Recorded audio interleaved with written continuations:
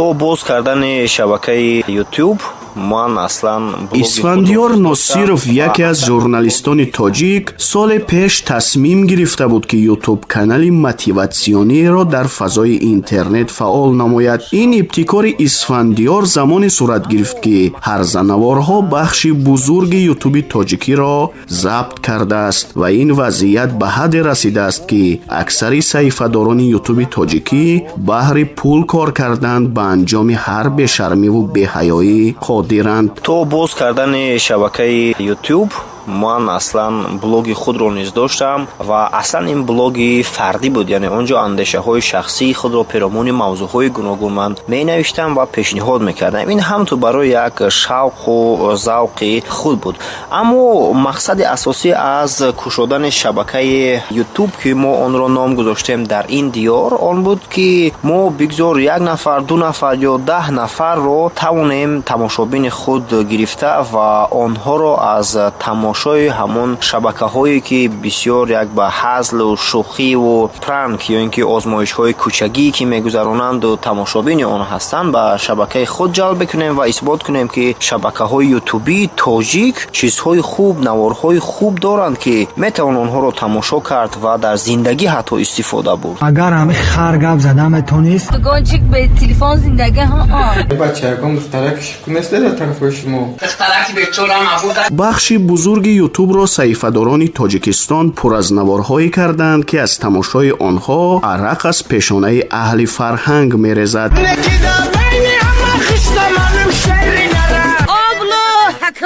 هر حالت ناگوار کلین‌های خاندان و چهره‌های تابناک استرادا، مویسفیدان و نمایندگان دیگر کسب و کار به اندیشه خاص به فضای یوتیوب هوا داده می‌شوند. اسفندیار ناصیرов میگوید که همین هرزنوارها باعث به کم تماشابین شدن نوارهای سالم و پرمعنا شده است. با گفته اسفندیار عامل دیگری رشد نکردن صحیفه موتیواسیونیش در یوتیوب دستگیری و همگانی نکردن نوارهای صحیفه‌اش از جانب اکثر آشناهای یوتیوب دار می باشند و چند عامل دیگری رشد نکردن صحیفه های سالم را در یوتیوب از خود اسفندیار می شنویم. برای تماشابین زیاد پیدا نکردن کانال من اقرار میشم که واقعا در یک مدت کوتاه هم باشد تماشابین زیاد پیدا کردن نتوانستیم. این البته سبب های زیاد دارد. یکی از سبب هاش سرعت پست اینترنت، دوم عاملش آن بوده میتواند که ما کم کم خود تنبلی کردیم، هم محررها و هم کارگردان‌های ما. جهت دومش این تجهیزات‌های ضروری با طرز پروفسیونالی گویم نداشتن و از جانب دیگر وقتی یک انسان می‌خواهد که هوادار زیاد پیدا کند و شبکه‌اش بسیار معروف باشد و صدها هزار بیننده داشته باشد، او باید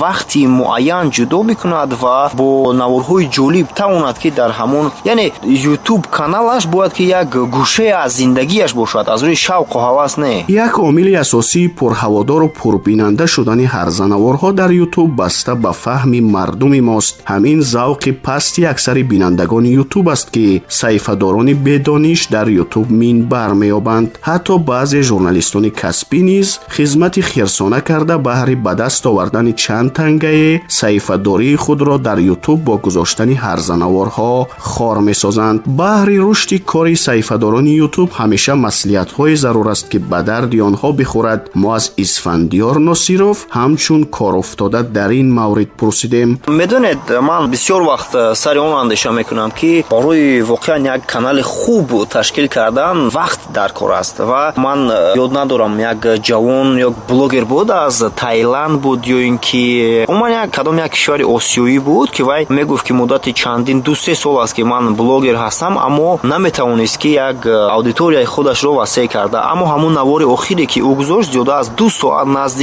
کامرای تلفن خود نشست و همون رو در بلوگش پرتافت. هیچ چیز نگفت، فقط نگاه کرد تمام. همین یک نوار 2 ساعته هوای توانست که میلیون ها تماشابین بگیرد و بعد از اون او همچون یک بلوگر معروف شد. یعنی یک نوار یک وقت لازم است که همون میتواند که انسان رو معرفی کند. اسفندیار ناصیرov میگوید که نظارت صحیفه‌داران یوتیوب تاجیکی خیلی سخت است و در این روند باید از راه‌های دیگری کار گرفت. و گفت شما که هرزنوارها در یوتیوب هوادار زیاد پیدا میکند. من گمان میکنم که این البته این اندیشه شخصی من است. تماشابین آنها وقتی که ما وارد میشویم میبینیم اکثرا نورسان و جوانان هستند. البته نورسان و جوانان ما همین حالو عادت کردن اون چیزهایی رو ببینند، شنوند و کم کم مطالعه کنند که آنها نسبتاً پست‌تر هستند، یعنی جدیت در آنها خیلی کم است یا اینکه دیدن نمیشود. مثلا اگر برای آنها قصه کنیم از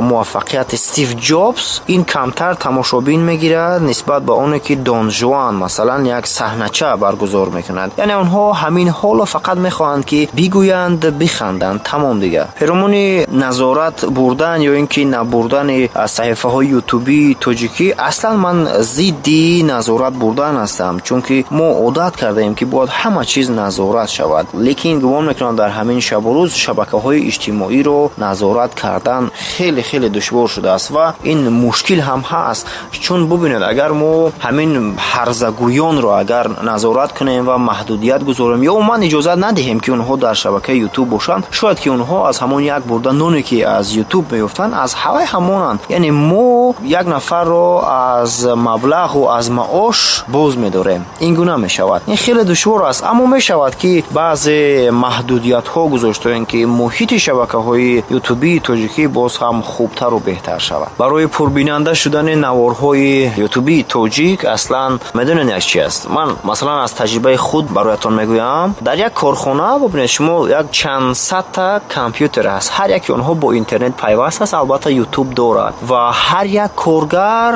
تلفن موبیلی دارد. ببینید اگر یک 50 تا کامپیوتر باشد در همون کارخانه 200 یا اینکه تا 400 کارگر باشد، البته چقدر شد؟ البته 600 نفر همراه با کامپیوترها. هر یکی اونها اگر در همون جا اعضا شوند، یعنی شماره اعضایان شما البته از همون حساب کارخانه تان زیاد می شود. اما متاسفانه در اکثر کارخانه ها همین چیز نیست. یعنی ما با همدیگر کمک کردن رو به قول روزگار دیده ها آر میدونیم. یعنی با همدیگر کوشش میکنیم که کمک نکنیم بگذار خودش عذاب بکشد برود. از جانب دیگر در تماشابین پیدا کردن کمک یاران، دوستان، رفیقان و دیگر بلاگرهایی که الکی معروف شدند و توانستند با کدام راهی که نباشد خود را معروف بکنند، کمک اونها خیلی لازم، شرط و ضرور است. اگر البته اونها بخوان ها رو مجبور کردن نمیتونیم که شما شبکه ما رو رکلام به قول بکنید گفته، چون اونها احتمال راضی نشوند یا اینکه احتمال از ما و شما نوکارها گوییم اونها مبلغ طلب بکنند. اما این یکی از راه ها است. باز راه های دیگر هست که ما میتونیم نوارهای خود رو با شکل نو و همزمان ساده تر پیشنهاد کنیم. یعنی اگر شکل اینفوگرافیک استفاده شود یا عموما یک برنامه های دیگر استفاده کنیم که 1 دقیقه 2 دقیقه تا 5 دقیقه باشد اما مضمون و محتویش خیلی بلند باشد. یکی از راه های دیگر این میتوان از شکل های گوناگون تبلیغ یا اینکه رکلام استفاده برد. یعنی شما میتوانید که با یک بلاگر مشهور یک برنامه آماده کنید سر یگان موضوع یا که مسئله یک صحبت بسیار خوب انجام میدهید و